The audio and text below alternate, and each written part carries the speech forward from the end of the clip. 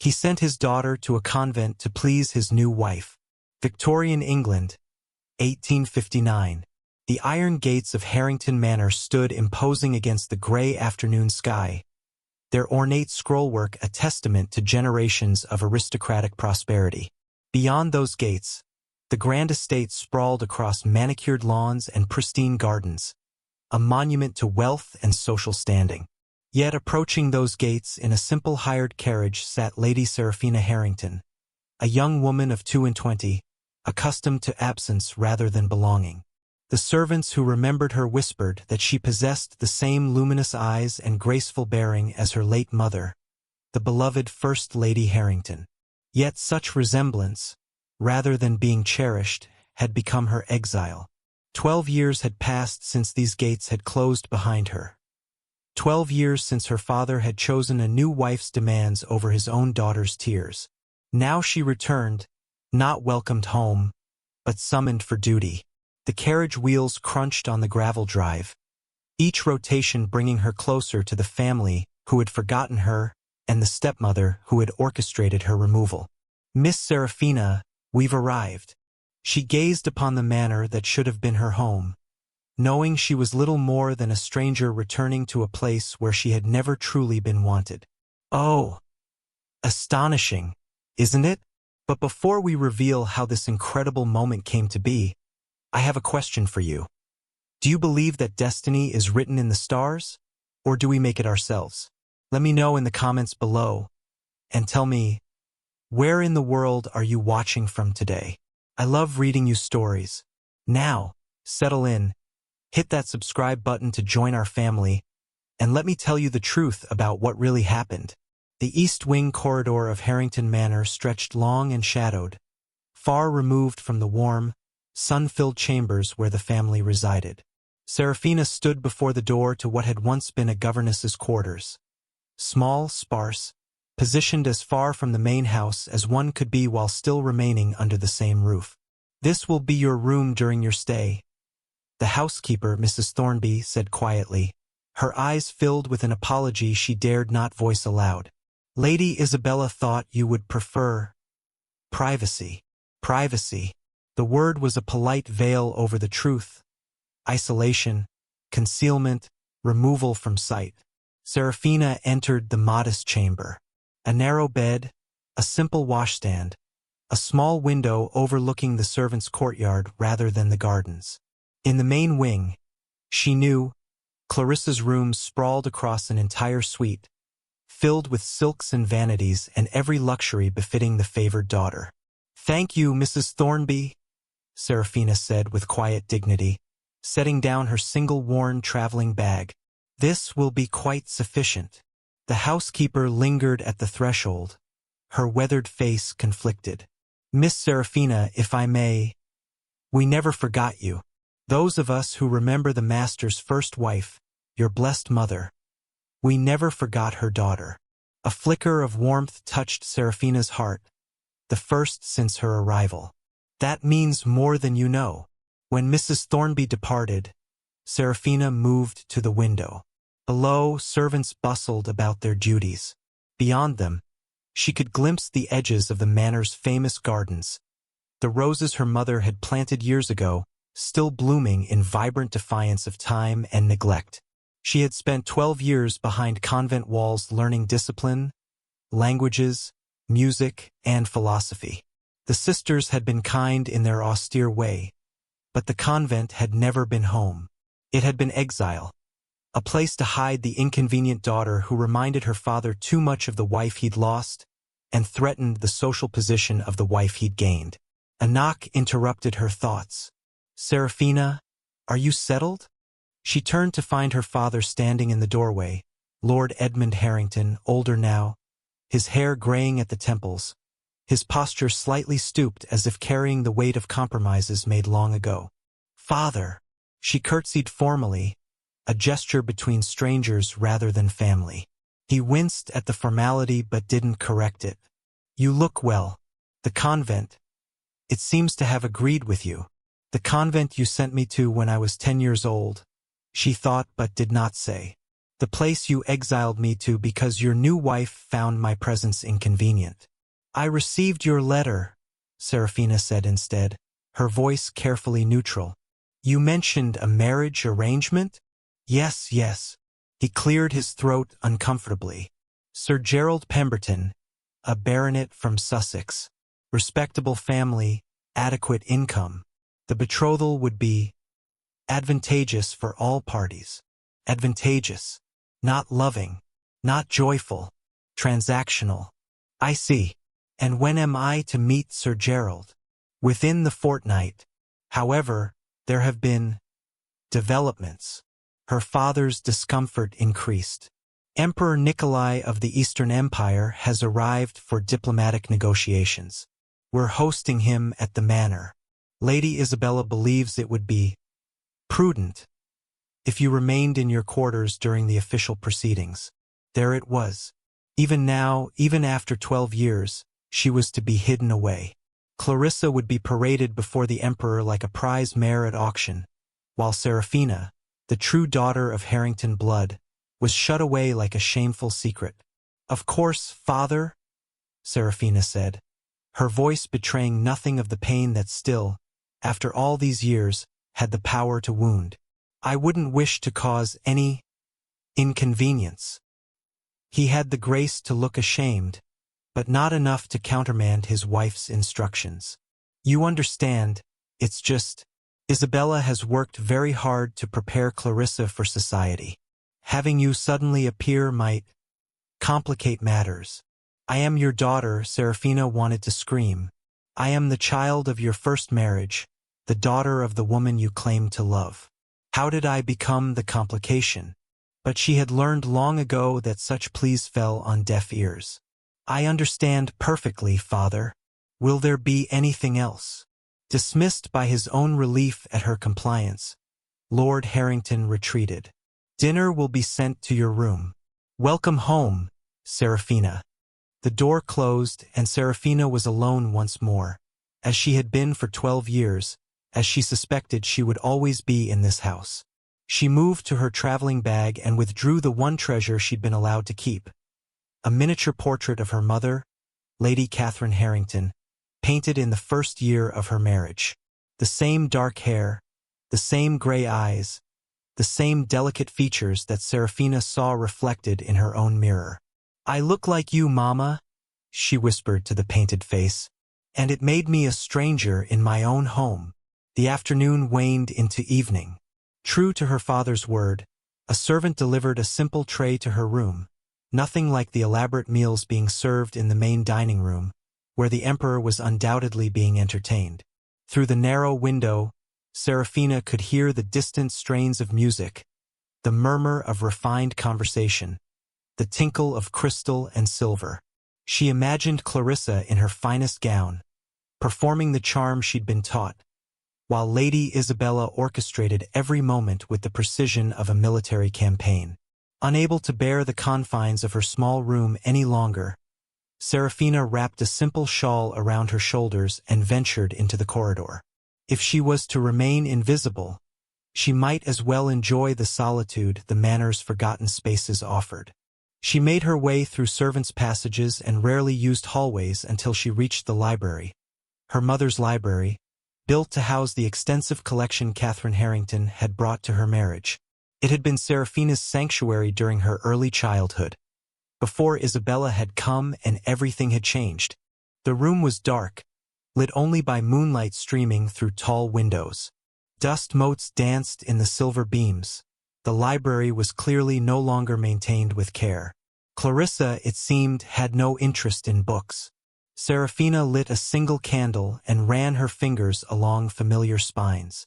Here were the philosophy texts her mother had loved, the poetry collections, the histories and travel narratives. She selected Marcus Aurelius's Meditations, fitting reading for one contemplating endurance and inner strength. Settling into a window seat, she opened the book to a passage she'd memorized years ago. You have power over your mind, not outside events. Realize this, and you will find strength. Wise words for a quiet evening. Serafina startled, nearly dropping the candle. A man stood in the library doorway, tall, broad-shouldered, dressed in the fine but understated clothing of someone who need not advertise his importance. His face was striking. Sharp cheekbones, a strong jaw, dark eyes that seemed to take in everything with keen intelligence.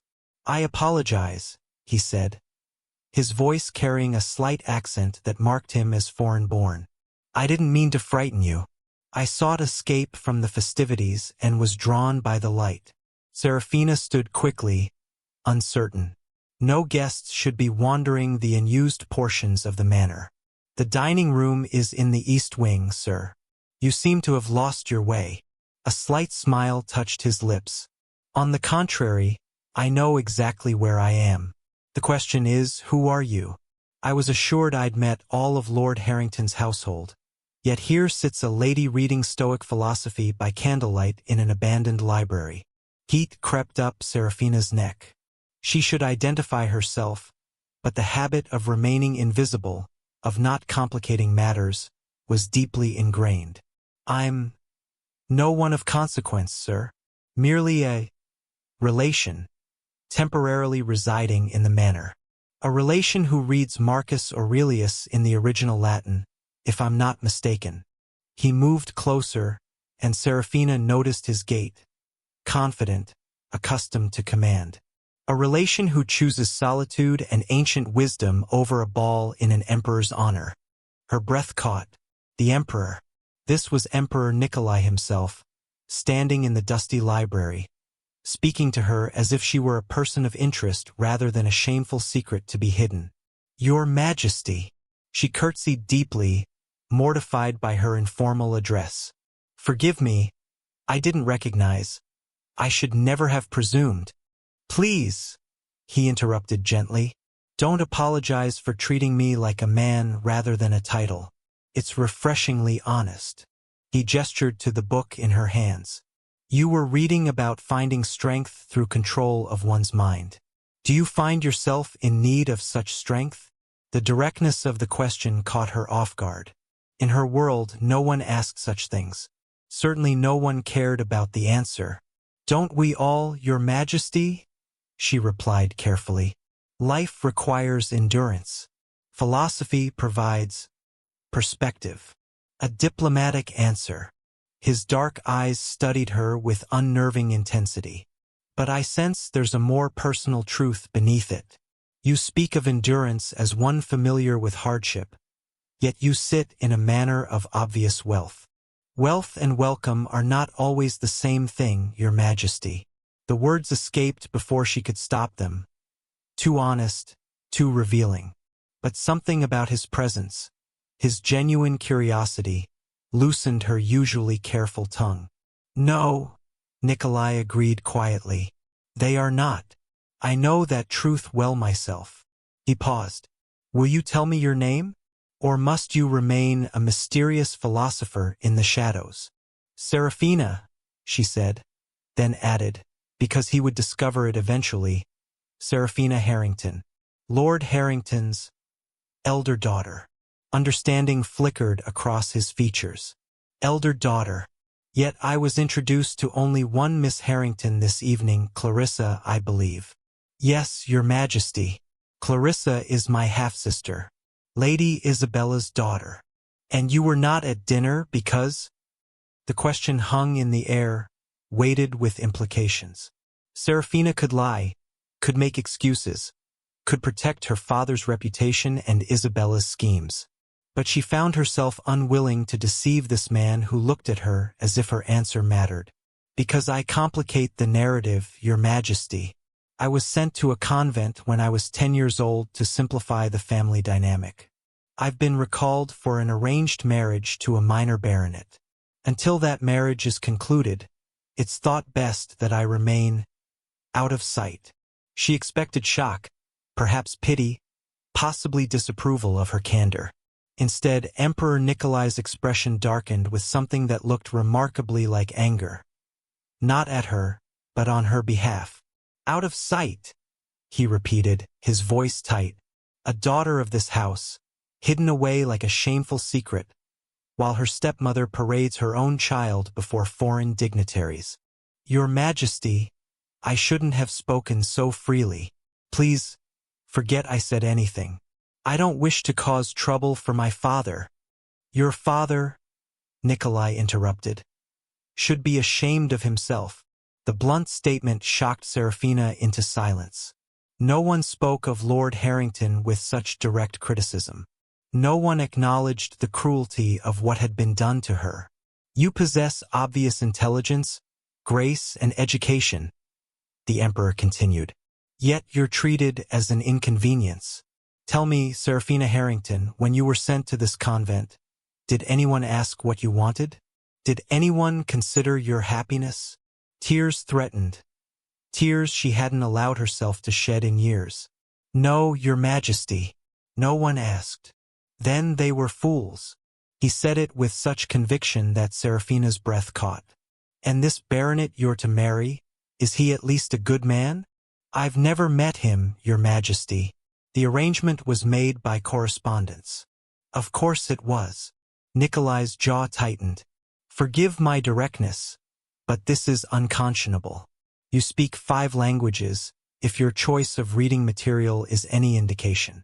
You choose philosophy over frivolity, and yet you're married off sight unseen while your sister is given every advantage. She's my father's wife's daughter, Your Majesty. The dynamics of blended families are complicated. There's nothing complicated about cruelty, Miss Harrington. Only cowardice in those who permit it. A bell chimed in the distance. Someone searching for the missing emperor, no doubt. Nikolai glanced toward the sound with obvious reluctance. I must return before they send a search party. But Miss Harrington, Serafina, may I ask something of you? Of course, Your Majesty. Don't accept that marriage to the baronet. Not yet. Give me time to consider certain matters. Confusion swept through her. Your Majesty, I don't understand. You will, he promised. In the meantime, continue reading your Marcus Aurelius. Practice finding strength. You may need it in the days ahead. He bowed, an emperor bowing to her, the forgotten daughter, and departed, leaving Serafina alone in the library with a guttering candle and a heart that, for the first time in 12 years, dared to hope. Outside her door, she heard Isabella's sharp voice cutting through the night. Serafina, what are you doing wandering the manor where anyone might see you? The sharp reprimand shattered the gardens. No, the library's tranquility. Serafina closed her eyes, clutched the book of meditations to her chest, and prepared to return to invisibility. But somewhere in the manor, an emperor was reconsidering the narrative he'd been presented, and everything was about to change. The following morning, Harrington Manor transformed into a stage of calculated perfection. Servants rushed through corridors with fresh linens and polished silver, their footsteps a constant rhythm of preparation. Lady Isabella's voice echoed through the halls, sharp and commanding, orchestrating every detail of the emperor's extended stay. From her isolated window, Serafina watched the controlled chaos below. Emperor Nikolai's entourage had arrived in force. Diplomats, advisors, guards in pristine uniforms bearing the imperial crest. The courtyard teemed with activity as trunks were unloaded and horses were led to the stables. A soft knock preceded Mrs. Thornby's entrance. Breakfast, Miss Serafina. I've brought extra pastries. Cook remembered they were your favorites as a child. Thank you. Serafina accepted the tray, touched by the kindness. It seems the household is quite busy this morning. That's putting it mildly, miss. Mrs. Thornby's lips pressed into a thin line. Lady Isabella has Miss Clarissa in a right state, rehearsing conversation topics and changing gowns every hour. The poor girl's exhausted, though she dare not complain. Serafina felt an unexpected pang of sympathy for her half-sister. Clarissa was as much a pawn in Isabella's ambitions as Serafina was a victim of them. And the emperor? The question escaped before Serafina could stop it. Mrs. Thornby's eyes brightened with knowing. Polite but distant, from what I hear. He's requested access to the library for his morning routine, reading and correspondence, he said. Lady Isabella was quite put out that he preferred books to her planned breakfast entertainment. The library, their library, where last night he'd looked at her as if she mattered, as if her thoughts held value. I see, Serafina murmured, her heart beating faster despite her attempt at composure. Mrs. Thornby paused at the door. Miss Serafina, perhaps a morning walk in the gardens? The far section, away from the main house? You've been cooped up in this room too long. It was more than a suggestion, it was permission, perhaps even conspiracy. Perhaps I shall, Serafina agreed softly. The gardens were always my favorite refuge. The morning sun filtered through ancient oaks as Serafina made her way to the manor's forgotten corner. A section of garden her mother had designed, now overgrown but still beautiful in its wild neglect. Roses climbed trellises in riotous abandon, and a stone bench sat beneath a willow tree, hidden from the main house. She'd brought Marcus Aurelius again, seeking the stoic wisdom that had sustained her through countless lonely days. The garden wrapped around her like an embrace, peaceful and private. I had hoped I might find you here. Serafina's head snapped up. Emperor Nikolai stood at the garden's entrance, dressed simply in dark trousers and a white shirt, his formal regalia abandoned for the morning. He looked younger this way, more approachable, though no less commanding. Your Majesty.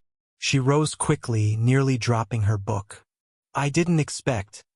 I was told you'd be occupied with diplomatic matters. Diplomatic matters can wait until afternoon. I told your father I required a morning constitutional to clear my mind. He approached with that same confident stride. I may have suggested the eastern gardens would suit, knowing they lead here. Heat crept up her neck. You engineered this meeting. Guilty. A slight smile played at his lips.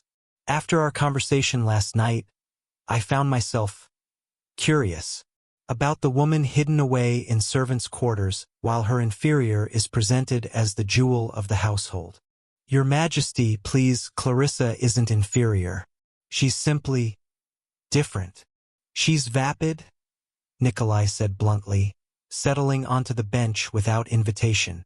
Last night at dinner, she discussed fashion for 20 minutes without pause. When I attempted to shift conversation to literature, she admitted she hasn't read a book since her governess was dismissed. When I mentioned philosophy, she giggled and said thinking gave her headaches. Despite herself, Serafina's lips twitched. She's young, and she's been raised to prioritize different accomplishments. She's being groomed to catch a titled husband, not to be a partner worthy of genuine respect. His dark eyes fixed on her. You, however, choose philosophy over frivolity. Why? Serafina sank back onto the bench, maintaining proper distance. Because books don't abandon you, Your Majesty. Ideas don't send you away when you become inconvenient. Lady Isabella's fury was a palpable force as she paced her private sitting room, Clarissa cowering in a chair nearby. He requested the library again? For the third time this week. Isabella's voice rose dangerously. What could possibly interest an emperor in dusty books when he has diplomatic meetings to attend? Perhaps he enjoys reading, Mother? Clarissa ventured timidly. Don't be naive. Men of power don't waste time on leisure when alliances are being negotiated. Isabella's mind raced through possibilities, each more troubling than the last. Unless, no, surely not. She summoned a maid with a sharp ring. Has anyone else been using the library this week? The girl shifted nervously. Just Miss Serafina, my lady. She reads there most evenings. Isabella's blood ran cold. Evenings? What evenings? She's to remain in her quarters. Mrs. Thornby said the young miss needed air, my lady. Just to the library and back. Never seen by guests. Get out! Isabella shrieked. The maid fled. Clarissa watched her mother with wide eyes. Surely Serafina wouldn't. She knows her place, Mother. She'd never presume. That mousy little church rat? Isabella laughed harshly. You're right. She hasn't the spine. Still, we can't be too careful. She began pacing again, formulating plans. From now on, Serafina takes all meals in her room. No library access. No gardens. No possibility of accidental encounters. But mother, isn't that rather harsh? Harsh? I sent her away for 12 years to give you advantages, Clarissa. I won't have her ruin this opportunity through some chance meeting that reminds the Emperor of his own scholarly pretensions. Isabella's expression hardened. Besides, I've received word from Sir Gerald Pemberton. He's willing to move the wedding forward. Serafina could be married and gone within the fortnight. Married to a man she's never met? She should be grateful anyone wants her at all. Isabella smoothed her skirts, composure returning. Now we have more important matters. The Emperor is hosting a formal dinner tomorrow night. You'll wear the blue silk, discuss the topics we've practiced, and for heaven's sake, laugh at his jokes even if you don't understand them. Nikolai discovered Serafina's new restrictions within a day. His inquiry about accessing certain rare volumes in the library was met with nervous explanations that the collection is being reorganized and was temporarily unavailable. His suggestion of a garden tour was redirected to the main grounds, far from the secluded eastern section. He understood immediately.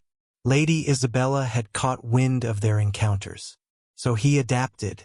During a tedious diplomatic dinner where Clarissa simpered beside him, Nikolai casually mentioned his interest in the Manor's art collection.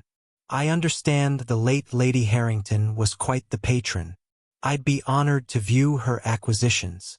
Lord Harrington, eager to please, agreed immediately. My daughter would be delighted to provide a tour, Your Majesty. Which daughter? Nikolai asked pointedly. The table fell silent. Isabella's fork clattered against her plate. That is, Harrington stammered. I was under the impression you had 2 daughters, Lord Harrington. Lady Clarissa, charming as she is, has already confessed that art history isn't among her interests. Nikolai's tone remained pleasant, but his eyes were steel. I would hate to bore her with technical discussions of Renaissance techniques. Perhaps your elder daughter, who I'm told shares her late mother's appreciation for such things, would be more suitable. It was a masterful trap. To refuse would be to admit they were hiding Serafina. To agree would be to allow exactly what Isabella feared. Serafina knows nothing of art, Isabella interjected desperately. She's been in a convent, Your Majesty. She's wholly unsuited. Then it's remarkable that she could discuss the Baroque period with such insight when we spoke. Nikolai interrupted smoothly. Unless I'm mistaken, and that wasn't Miss Serafina Harrington I encountered in your library? Isabella paled. Clarissa looked confused. Lord Harrington appeared ready to sink through the floor. You've spoken with Serafina? Harrington managed weakly. Briefly. I found her knowledge of both art and philosophy quite impressive. Certainly worthy of her mother's legacy. Nikolai set down his wine glass with deliberate precision. So, shall we say tomorrow afternoon for the tour? I'm quite looking forward to it. It wasn't a request. It was an imperial decree, politely phrased. And for the first time since returning home, Serafina would be allowed to be seen. The art gallery tour was a revelation. Nikolai had expected intelligence and grace from Serafina. He'd witnessed both already. What he hadn't anticipated was the depth of her knowledge, the passion that lit her face when discussing the paintings her mother had collected. This is Caravaggio's technique. See how the light falls here, creating drama from shadow? Her fingers traced the air near the canvas, careful not to touch. Mother said art should make you feel, not just see. Caravaggio understood that darkness makes light more precious. Like exile makes freedom more valuable? Nikolai suggested quietly. Serafina's hand fell. Their eyes met, and understanding passed between them. The kind only those who'd endured isolation could share. Your Majesty, I shouldn't keep you longer. I'm sure there are more important. There is nothing more important than this moment, he interrupted. Walk with me. They moved through the gallery, their conversation flowing from art to philosophy to governance.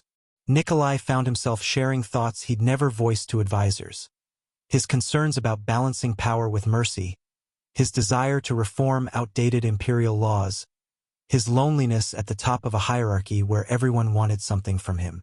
You need someone who sees you, not your crown, Serafina observed. Someone who values your character over your conquest. Someone like you, he said simply. Serafina stopped walking, her breath catching. Your Majesty, I'm promised to another. And I'm no one. A discarded daughter with no prospects, no influence, nothing to offer an emperor. Nikolai turned to face her fully, his expression intense. You offer everything I've been searching for. Intelligence that challenges me. Strength forged through suffering. Genuine kindness untainted by ambition. You see me as a man, Serafina. Do you know how rare that is? You don't know me, she whispered, though her heart hammered against her ribs. Then let me. He reached out, not quite touching her hand, but close enough that she could feel the warmth. Give me time. Don't marry the baronet. Not yet. Before she could respond, sharp footsteps echoed in the corridor. Serafina, what are you doing here where anyone might see you? Isabella's voice cut through the gallery like a blade. Your Majesty, I apologize profusely for my stepdaughter's presumption. Lady Isabella. Nikolai's voice froze her mid-sentence. Miss Harrington was providing an excellent tour at my express request. I found her insights invaluable. That evening, Isabella's panic manifested in action. She summoned Lord Harrington to her chambers, her face pale with rage and fear. He's interested in her, Edmund. The Emperor is interested in Serafina. Don't be absurd. They merely discussed art. He looks at her the way he's supposed to look at Clarissa. Isabella's composure shattered. Do you understand what this means? 12 years of careful planning. 12 years of positioning Clarissa for exactly this opportunity. And your mousy first daughter threatens to ruin everything. Harrington rubbed his temples. What would you have me do, Isabella? He's an emperor. I can't forbid him from speaking to my own daughter. Then marry her off. Immediately, Isabella began pacing frantically. Send word to Sir Gerald. Move the wedding forward to next week. Get her out of this house before she destroys Clarissa's chances. Isabella, that's hardly fair to Serafina. Fair. Isabella whirled on him. Was it fair when your first wife died and left me to raise her child alongside my own? Was it fair when Serafina's very existence reminded everyone that I was the second choice? I have sacrificed everything to secure Clarissa's future, and I will not let sentiment ruin that now. The ultimatum hung in the air. Choose your new wife and her ambitions, or protect the daughter you'd already abandoned once. Lord Harrington made his choice. I'll write to Sir Gerald in the morning. What neither of them knew was that Emperor Nikolai had already made his own decision. In his private chambers, he penned 2 letters, one to his advisors back in the capital, and one to Lord Harrington himself requesting a formal private audience. The subject, a proposal of marriage, but not to the daughter they expected. The next morning, Nikolai's request was delivered over breakfast.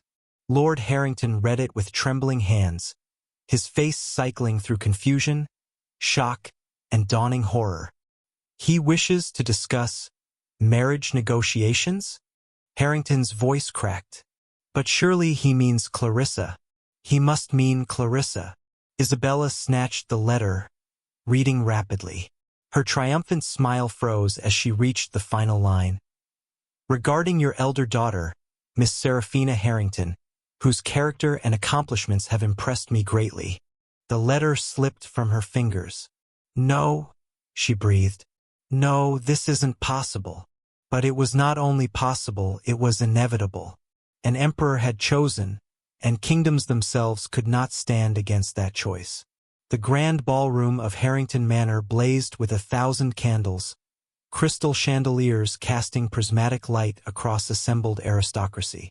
Ladies in jewels and silk, gentlemen in formal dress, all gathered to honor Emperor Nikolai and celebrate the diplomatic success. In a small room off the servants' corridor, Serafina stood before a mirror, hardly recognizing herself. The gown that had appeared mysteriously in her chamber that morning was a masterpiece.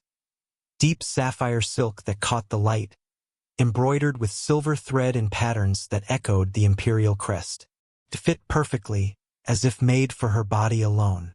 The note pinned inside had been brief. A true empress needs no embellishment, but even emperors enjoy giving gifts. Wear this tonight. Trust me. N. Mrs. Thornby fastened the final clasp, tears in her eyes.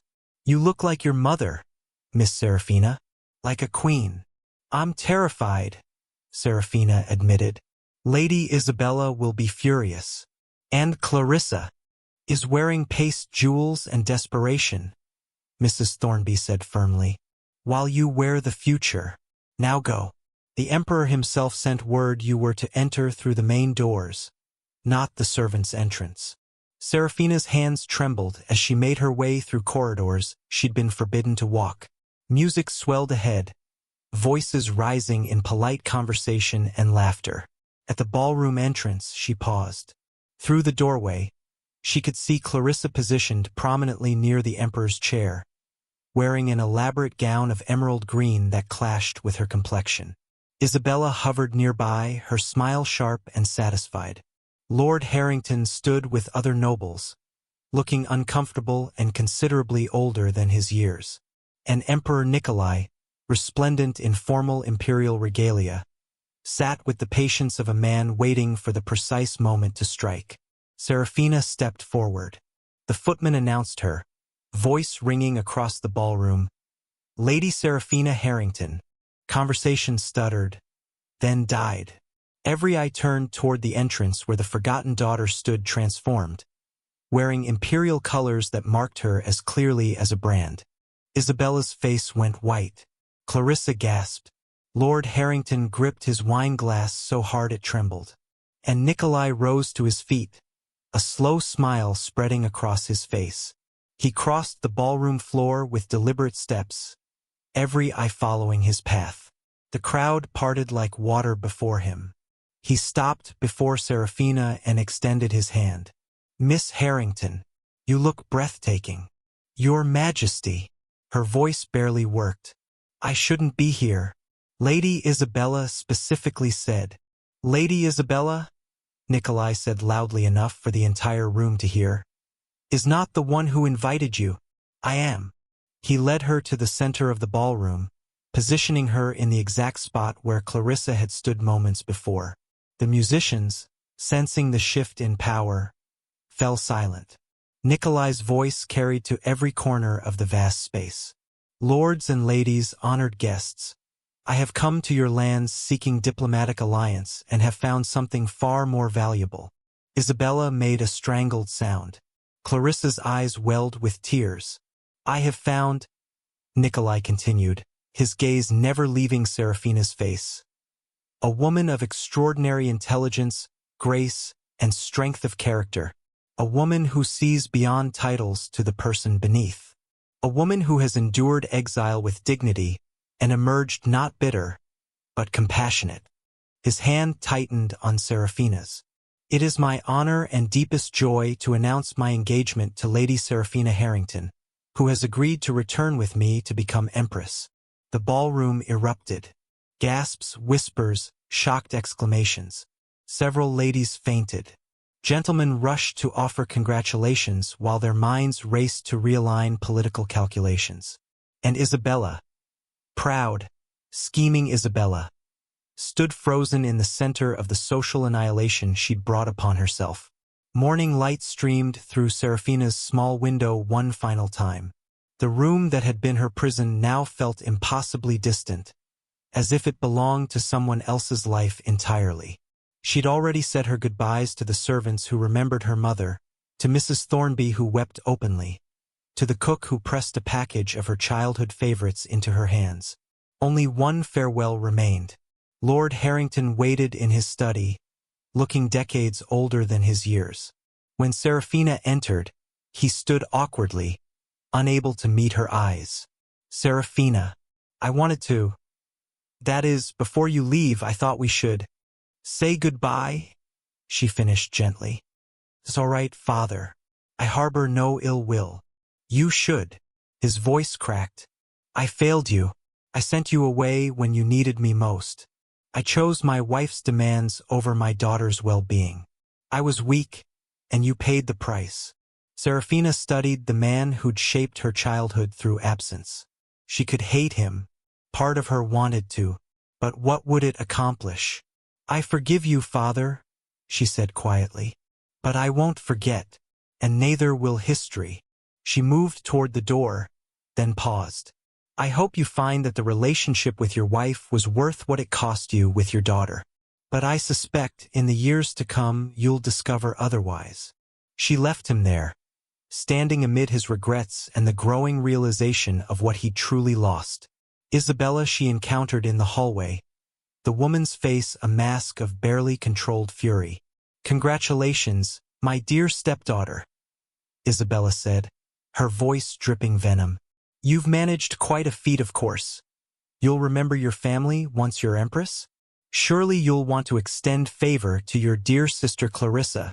I will remember my family exactly as they treated me, Serafina interrupted, her voice calm but steel-edged.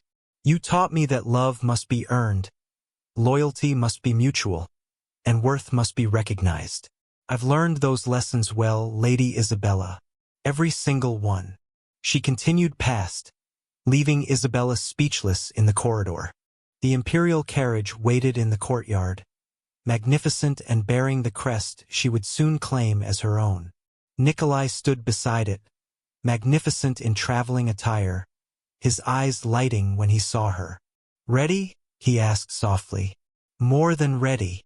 Serafina took his offered hand, stepping up into the carriage that would carry her away from Harrington Manor forever. As the horses began moving, she looked back one final time. The manor grew smaller, the iron gates that had once imprisoned her now left behind.